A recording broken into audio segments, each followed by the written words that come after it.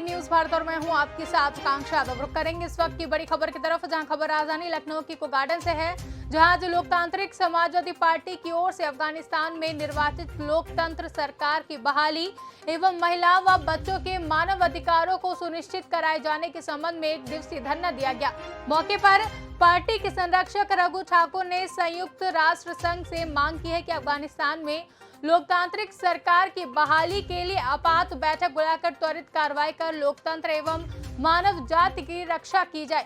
उन्होंने अफगानिस्तान में महिलाओं एवं बच्चों को सैन्य सुरक्षा प्रदान कर उनके मानव अधिकारों की रक्षा किए जाने की मांग की है। इसी क्रम में अफगानिस्तान से वर्तमान सरकार को हटाकर तत्काल आर्थिक सहायता उपलब्ध कराए जाने के साथ साथ महिलाओं की नौकरियों को वापस दिलाए जाने व पूर्व जैसी स्थिति बहाल किए जाने की मांग की है।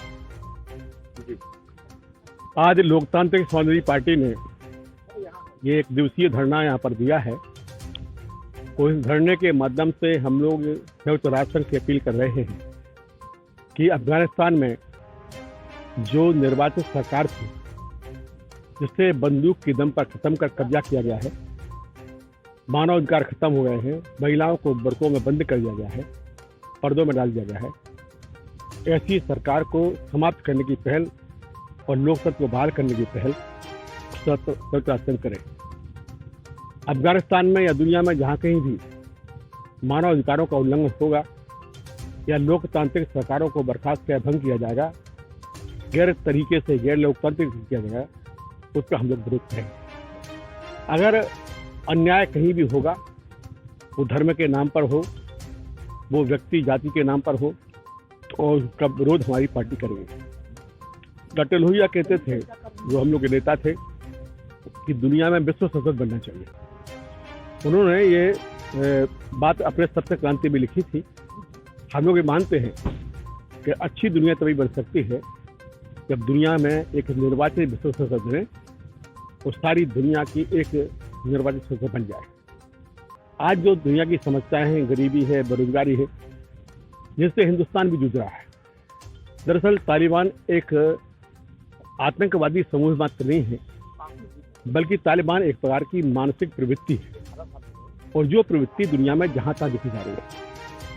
यानी जो कोई भी व्यक्ति धर्म की श्रेष्ठता के नाम पर, धर्म की पहचान के नाम पर, धर्म के नाम पर विरोध या हिंसा करता है, वो एक प्रकार से अधर्म का काम करता है। तो आज हम लोग ये मांग करने के लिए आए हैं संयुक्त राष्ट्र संघ से और हिंदुस्तान के प्रधानमंत्री जी से भी कि यूएनओ में इस सवाल को उठाया जाए, हिंदुस्तान इस सवाल को उठाए। अगर अफगानिस्तान में लोकतंत्र नहीं रहेगा तो ये प्रक्रिया कहाँ से जाएगी? हमारे आसपास जहाँ हम लोग देख रहे हैं, लोकतंत्र खत्म हो रहा है। बर्मा में निर्वाचित सरकार को भंग किया गया, लोगों को जेल में डाल दिया, सूची को जेल में डाल दिया गया। पाकिस्तान में लोकतंत्र ना के बराबर है। अब तालिबानी आतंकवाद वहीं पैदा हो रहा है, अफगानिस्तान हाथ से चला गया है। तो धीरे धीरे सारे एशियाओं से बिगड़ते एक प्रकार से फिर से तानाशाही प्रक्रिया जन्म ले रही है। तो इनको रोकने के लिए आप समाज को आगे आना चाहिए, और यह पहल हमने की है। हम देश की सरकार से अपील करते हैं, प्रबुद्ध लोगों से भी अपील करते हैं, समाज के पत्रकार भाइयों से अपील करते हैं कि एक बड़े लक्ष्य में सबका सहयोग करें। और ये हमारे भी भविष्य का सवाल है। अगर लोकतंत्र कहीं खत्म होता और चुप बैठे रहे तो हमारा भी नंबर आएगा, हमारा भी लोकतंत्र खत्म होगा। इको गार्डन में जिस तरह आज धरना देकर मुद्दे को आपने उठाया है, ये मुहिम कब कहाँ तक जाएगी? देखिए, अब हम आज ज्ञापन भेज रहे हैं प्रधानमंत्री जी के माध्यम से संयुक्त राष्ट्र के लिए, और अगर इस पर अनुकूल पहल नहीं होती है तो अगला धरना हम लोग दिल्ली में करने वाले हैं। तो दिल्ली के धरने में हम देश के अन्य इलाकों के लोगों को बुलाएंगे और इस पहल को हम दिल्ली ले जाएंगे।